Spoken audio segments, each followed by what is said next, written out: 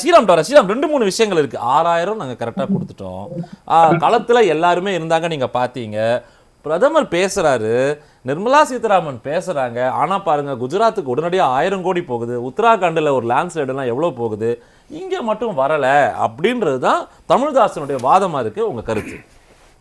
வணக்கம் பரத். வணக்கம். நிச்சயமாக இவர்கள் இந்த அரசாங்கம் அவர்கள் செய்த தவறினால் அவர்கள் இந்த மழையை அவங்க அதற்கான உரிய நடவடிக்கை எடுக்காதனால பழியை எங்கேயாவது போட வேண்டும் என்பது ஒரு ஒற்றை குறிக்கோளோட தான் இருக்காங்க. உலகத்துல எங்கேயாவது ஏதாவது ஒரு நாட்டுல இவ்வளவு சென்டிமீட்டர் மழை தான் பெய்யும் அப்படின்னு சொன்ன கருவி எங்கேயாவது இருக்கான்னு அவங்க சொல்லணும். யூபி அரசாங்கத்துல இவங்க கரெக்டா துல்லியமாக அதே IMD தெரிவித்து எங்கேயாவது மாநிலத்துல மழை வந்திருக்கான்ற ஒரு டேட்டா சொல்லணும். கரெக்டா 12ஆம் தேதியிலிருந்து 5 முறை மழை, கனமாக மழை, மேக்சிமம் மழைனா ரெட் அலர்ட்னா அளவு சொல்ல முடியாது. அளவு இவ்வளவுதான் வரும் அவ்வளவுதான் வரும்னு சொல்ல முடியாது. அந்த அளவிற்கு அந்த மாதிரி மழை வருவதை இந்த அரசாங்கம் எதிர்கொண்டிருக்க வேண்டும். அங்க தூத்துக்குடியிலையும் திருநெல்வேலியிலும் இந்த அரசாங்கம் போல முதல்ல போனது NDRF. அன்னைக்கு இரவு திரு நிர்மலா சீதாராமன் அவர்கள் அமித்ஷா அவர்களை போய் சந்தித்து நிலைமையை எடுத்துரைத்து அந்த திருநெல்வேலி இந்த தென்னகத்து மாநிலத்துக்கு, தென் மாநிலங்களுக்கு ஹெலிகாப்டர்ல இருந்து NDRF 10 team, 8 team Tirunelveli, 2 team Thoothukudi, இந்த மாதிரி எக்கச்சக்க டேட்டா அவங்க கொடுத்திருக்காங்க. முதல்ல பணம் கொடுக்கலன்னு சொல்றாங்க. NDRFல ஓபனிங் பேலன்ஸ், இந்த வருஷத்துக்கு ஓபனிங் பேலன்ஸ் தமிழ்நாட்டுல இருந்த பணம் 813 கோடி. நம்ம 23-24க்கு கொடுக்க வேண்டிய பணம் மொத்தம் 1200 கோடி. அதுல 900 கோடி மத்திய அரசாங்கம், மிச்சம் மாநில அரசாங்கம். 5000 கோடிக்கு மேல் கேட்கப்பட்டிருக்கு. இதுல சொல்லிட்டேன், எல்லாத்துக்கும் சொல்றேன். 900 கோடியும் டிசம்பர் 12ஆம் தேதியே கொடுக்கப்பட்டது. 900 பிளஸ் 813 கோடி எவ்வளவு பணம் இருக்கு கையிலன்னு பாத்துக்கோங்க. யூபி அரசாங்கத்துல இவங்க 10 வருஷம் ஆண்டு நம்ம 13 அமைச்சர்கள் தமிழ்நாட்டிலிருந்து இருந்து அந்த கேபினெட்ல அந்த 10 வருஷம் மொத்தம் கிடைத்த தமிழ்நாடுக்கு கிடைத்த தொகை 4300 கோடி. யார் வேணா RTI போட்டு பாத்துக்கலாம், எதை வேணா போய் செக் பண்ணிக்கலாம். இதே 9 வருஷத்துல தமிழகத்திற்கு ஒரு மந்திரி கூட இல்லாமல், ஒரு MP கூட தமிழகம் தராமல் இந்த மோடி அரசாங்கம் தமிழகத்துக்கு கொடுத்த பணம் மொத்தம் 10,300 சில்லற கோடி. அதனால பணம் கொடுக்கல என்ற அப்பட்டமான பொய்யை மக்கள் ஏற்க போவது இல்லை. பணம் கொடுக்கல. கொஞ்சம் இருங்க. 813 கோடியும் 900 கோடியும் 1000 சில்லற கோடியில ஏதாவது ஒரு பிஸ்கட் பாக்கெட் கொடுத்தாங்களா மெட்ராஸ் மக்களுக்கு? இல்ல திருநெல்வேலி தென் மாநில மக்களுக்கு ஏதாவது ஒரு பிஸ்கட் பாக்கெட், ஏதாவது ஒரு பால், ஏதாவது ஒட்டு கொடுத்தாங்க? முதல்ல போய் நின்னது NDRF, மத்திய அரசாங்கம் போய் நின்னுச்சு, ஏர்போர்ஸ் போய் நின்னுச்சு, ஆர்மி போய் நின்னுச்சு. நம்ம யாரும் அங்க போய் நிக்கல. நம்ம கேட்டா IMD தரல. IMD கொண்டு குறைந்தபட்சம் ஒரு 20 சென்டிமீட்டருக்காக நீங்க அங்க போய் ப்ரிப்பேர் ஆயிட்டு எங்களுக்கு இதுக்கு மேல மழை வந்ததுன்னு சொன்னாங்க, அதை மக்கள் ஏற்றுக்கொள்வாங்க. நீங்க அதை கூட பண்ணாம எதுக்கு எடுத்தாலும் அரசியல் என்ற ஒரே ஒரு காரணத்துல IMD சொல்லல, மத்திய அரசாங்கம் கொடுக்கல, மாநில அரசாங்கம் கொடுக்கலன்ற இந்த சாக்கை மக்கள் ஏற்க போவது இல்லைங்க.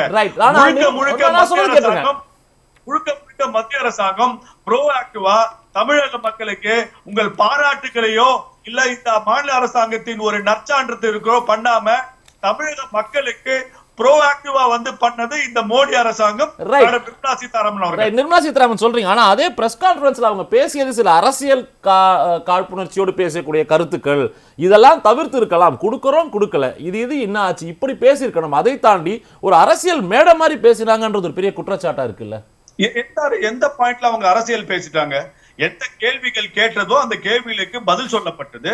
நிச்சயமாக சில சில சில சில வார்த்தைகள் ஒரு அரசாங்கத்தை பார்த்து உங்கள் அப்பா வீட்டு பணமா, உங்கள் பணமா அப்படிலாம் கேட்கறத நிச்சயமாக ஒரு தமிழக மக்களுக்கு இவ்வளவு ஹெல்ப் பண்ணக்கூடிய ஒரு அரசாங்கத்தை பார்த்து அவதூறோ இல்ல இந்த மாதிரி தரைக்குறைவான வார்த்தைகளை ஒரு முக்கியமான பொறுப்பில் இருக்கக்கூடிய நபர்கள் பேசினால் அவர்கள் அவ்வாறு பேசக்கூடாது என்று சொல்வதில் என்னங்க தவறு இருக்கு? என்னங்க அரசியல் இருக்கு? அதுல அது அங்க சொல்லிதாங்க ஆவாங்க. அதுல என்ன தப்பு இருக்கு? அரசியல் எதுவுமே பண்ணலையே தவிர முழுக்க தமிழ்நாட்டு மக்களுக்கு பிரதமர் அவர்களுடைய அக்கறையும் இந்த மழை காலத்துல என்ன செய்ய வேண்டுமோ அதை செய்தார்கள். யூபிஏ அரசாங்கத்துல இது ஒரு உண்மையா இல்லையான்னு கேட்டு சொல்லுங்க. தமிழ்தாசன் ஒரு கேள்வி எழுப்புறாரு. 9 வருஷத்துல 4500 கோடி எங்க, இதே 9 வருஷத்துல 10,500 கோடி, 15 அமைச்சர் இருந்த போது நீங்க தமிழ்நாடுக்கு எடுத்துட்டு வந்த பணம் 4000 கோடி. அப்ப எங்க போச்சு? எந்த பிரதமர் வந்து இந்த தமிழ்நாட்டுல மழைக்கு வந்தவன ஓடி வந்து பாத்துருக்காங்க?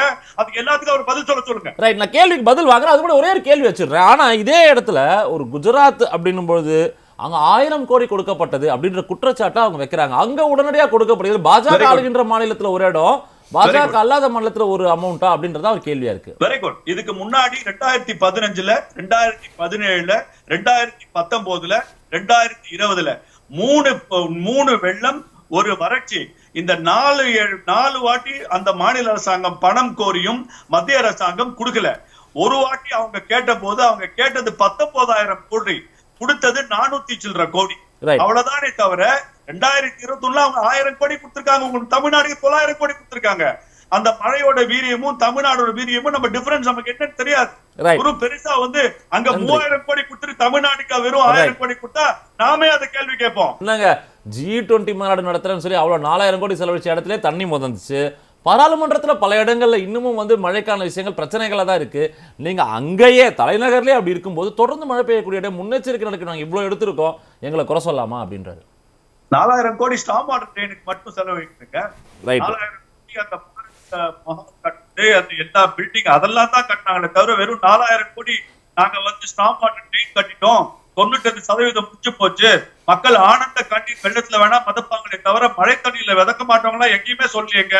மழை எங்க வேணாலும் வரும், எவ்வளவு வரும்னு யாருக்கும் தெரியாது. அந்த மழை வந்தது, அதுதான் விஷயம். ஆனா நீங்க சொன்னீங்க, நீங்க தான் எல்லா அஷ்யூரன்ஸையும் கொடுத்தீங்க, நாங்க இதெல்லாம் பண்ணிட்டோம், இப்படி பண்ணிட்டோம், மழை நிக்காதுன்னு சொன்னீங்க.